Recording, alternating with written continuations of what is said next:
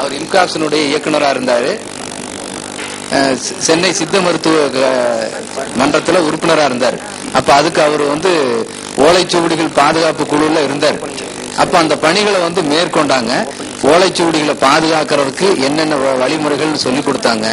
ஆக சித்த மருத்துவ மன்றத்தை விசாரிச்சோம் அப்படின்னு சொன்னா அதற்குரிய இது கிடைக்கிறதுக்கான வாய்ப்புகள் இருக்கு. ஒரு செய்தி அங்க தனி நபர்கள் அதை சேர்க்கிறாங்க.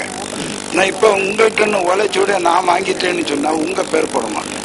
அதான் இது அரசே கொடுக்கறதுக்கு தயங்குறாங்க. அரசு கிட்ட ஒரு 1000 ஓலைச்சுவடிகள் இருக்கும்.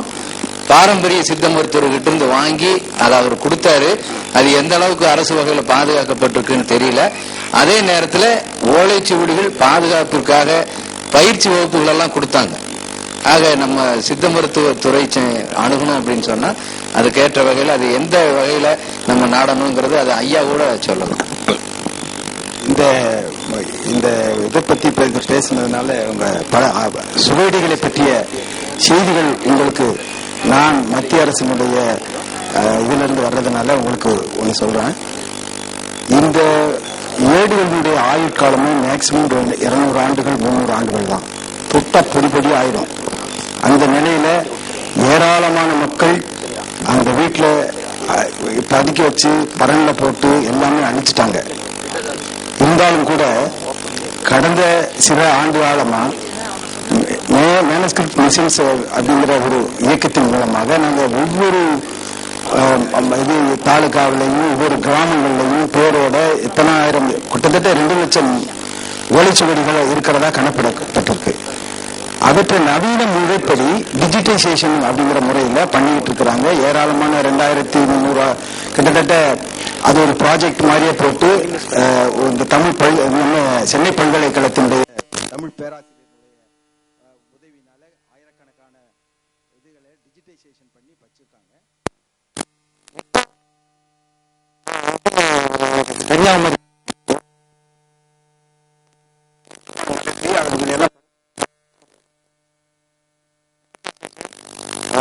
மோகன்ராஜ்ங்கிறவரு அவர் இந்த ஒரு கல்லூரியுடைய தாளாளர் அவருடைய இதுல நடந்துகிட்டு இருக்கு.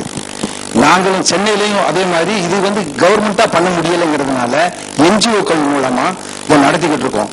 நீங்க யாரும் அப்படி முன் வந்தீங்கன்னா நீங்க அழகா டிபார்ட்மெண்ட் ஆஃப் ஆயுஷ்ல இதற்காக பைனான்சியல் கிராண்ட் ஏகப்பட்டது ஏராளமான பணம் கிடக்கு. யாரும் நீங்க அணுகல. நீங்க அணுகுனீங்கன்னா இதை நீங்க முன் வந்தீங்கன்னா உங்களுடைய உணர்வுகளை நான் புரிஞ்சுக்க முடியுது. அரசு துறையில இது ஏற்படுத்துறதுல எங்களால இயலாது, முடியல. இதனால என்ஜிஓக்களின் மூலமா நீங்க எத்தனை ஆயிரம் பேர் வந்தாலும் முன் வந்தாலும் அவர்களை ஊக்குவிக்கவும் பண உதவிகளை கொடுக்கறதுக்கும் மத்திய அரசு ஆயத்தமா இருக்கு. நீங்க அந்த உதவிகளை நீங்க பயன்படுத்திக்கலாம். அதை நீங்க indianmedicine.org போட்டு அந்த இதுல டவுன்லோட் பண்ணி அந்த அப்ளிகேஷன் ஃபார்ம் இருக்கு, எல்லாமே நீங்க பண்ணிக்கலாம். உங்களுக்கு எந்த நிலையிலையும் உதவுறதுக்கு மத்திய அரசு தயாரா இருக்கு. ரொம்ப நன்றி ஐயா. இந்த கட்டுரை படிப்பதற்கு என போதிய வசதியை செய்து தந்த அறிஞர் வாசுதேவன் ஐயா அவர்களை வணங்கி விடைபெறுகிறேன். வணக்கம். நன்றி ஐயா. கடைசி ஒரு கேள்வி. மேல் நோக்கு நகர்வு கீழ் நோக்கு நகர்வு பத்தி சொன்னீங்க.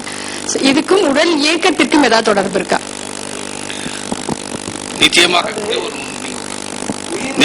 இயக்கம் சரியாக இந்த உயிரோட்டம் சரியாக இல்லைன்னு சொன்னா இயக்கம் சரியா இருக்காது. இந்த உயிரோட்டம் சரியா இருந்ததுன்னு சொன்னாதான் உடலினுடைய இயக்கம் சரியாக இருக்கும். ஒரு குறிப்பு, இது என்னுடைய முனைவர் பட்ட ஆய்வேடு. இதில் இந்த உயிருடைய இயக்கத்தை பற்றி குறிப்பிட்டிருக்கிறேன். உயிர் இயங்குகின்ற பகுதியில் கத்தியோ முள்ளோ வேறு ஆயுதமோ பட்டால் அவரை காப்பாற்ற முடியாது என்பதற்காக மருத்துவத்தில் இந்த உயிரினுடைய இயங்கும் தன்மையை குறிப்பிடுகிறார்கள். காரணம், இப்பொழுது அறுவை மருத்துவர்கள் எதையும் பார்க்காமல் அறுவை செய்து ஆபரேஷன் சக்சஸ் பேஷண்ட் சொல்லுவாங்க. இது மாதிரி ஒரு கருத்துகள் தமிழ் மருத்துவத்தில் இருக்கக்கூடாது என்பதற்காக அந்த உயிர் இயங்குகின்ற முறையையும் மருத்துவத்தோடு இணைத்து மருத்துவம் பார்த்தார்கள் என்பது இதுதான் உண்மை. அதுதான் இந்த உயிர் இயங்குகின்ற தன்மையுடைய சிறப்பு என்று கூறி, அடுத்ததாக ஈழத்திலிருந்து வருகை வந்திருக்கும் திரு க. சீதரன் அவர்கள், அன்புச்செல்வி சீதரன் அவர்கள் யாழ்ப்பாணத்தில் எழுந்த தமிழ் மருத்துவ நூல்கள் என்ற ஒரு அரிய கருத்தை இங்கே வழங்க வருகின்றார்கள். அவர்களை கட்டுரை வழங்க வருமாறு அழைக்கின்றேன்.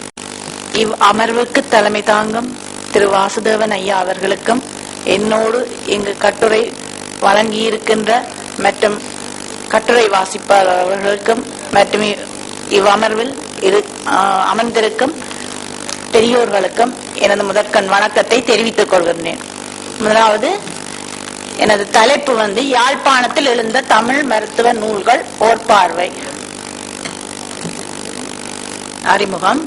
மருத்துவம் எனும் தொழிலை புரிவதற்கு மருத்துவ அறிவு முக்கியமானது. இதற்கு ஆதாரமாக இருப்பது மருத்துவ நூல்கள்.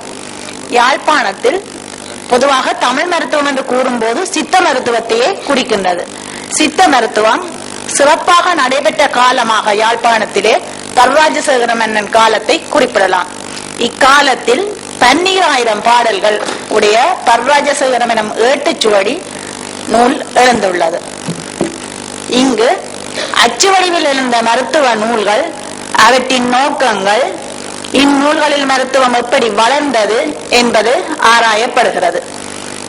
ஆய்வு முறையியல். சித்தர்கள் காலத்தில் அச்சு இயந்திரங்கள் இல்லாத நிலையிலே ஏட்டுச்சுவடிகளே காணப்பட்டன.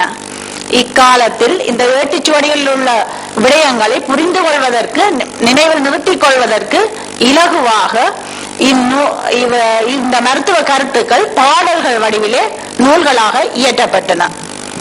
கிறிஸ்துக்கு பின் 12 தொடக்கம் 15ஆம் நூற்றாண்டு கால பகுதியில் யாழ்ப்பாணத்து தமிழ் மன்னர்களால் தர்ராஜசேகரம், செகராஜசேகரம், இலங்கை சிங்கமன்னன் நயனவிதி போன்ற நூல்கள் தோற்றம் பெற்றன.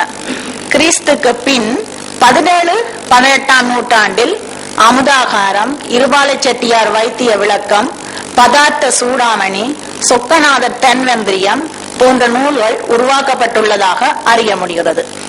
ஆரம்பத்திலே இந்தியாவிலே இந்நூல்கள் அச்சிடப்பட்டுள்ளன. 1892 அமுதாகாரம் எனும் நூல் தம்பையா பிள்ளை என்பவரால் சென்னையில் விக்டோரியா அச்சுக்கூடத்தில் பதிக்கப்பட்டது. 1904 நயனவிதி குணமும் மருந்தும் என்னும் நூல் யாழ்ப்பாணத்தில் உருவாக்கப்பட்டுள்ளது. இம்முயற்சி ஏடுகளில் இருந்த மருத்துவ நூல்கள் அச்சில் ஏறுவதற்கு காரணமாக இருந்தது.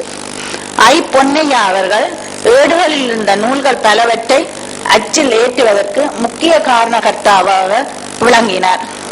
1927 இருபாலை செட்டியார் வைத்திய விளக்கம், பதார்த்த சூடாமணி முதலிய நூல்களையும் 1928 தொடக்கம் 1936 வரையான காலப்பகுதியில் தர்ராஜசேகரம் எனும் நூலையும் இவர் 7 பாகங்களாக தொகுத்து வெளியிட்டுள்ளார். 1930 வைத்திய தெளிவு எனும் அனுபந்தத்துடனும் 1932 வைத்திய சிந்தாமணி, செகராஜசேகரம், வைத்திய சூரணம் 2005 என்ற போன்ற நூல்களையும் 1933 சொக்கநாத தன்வந்திரியம் எனும்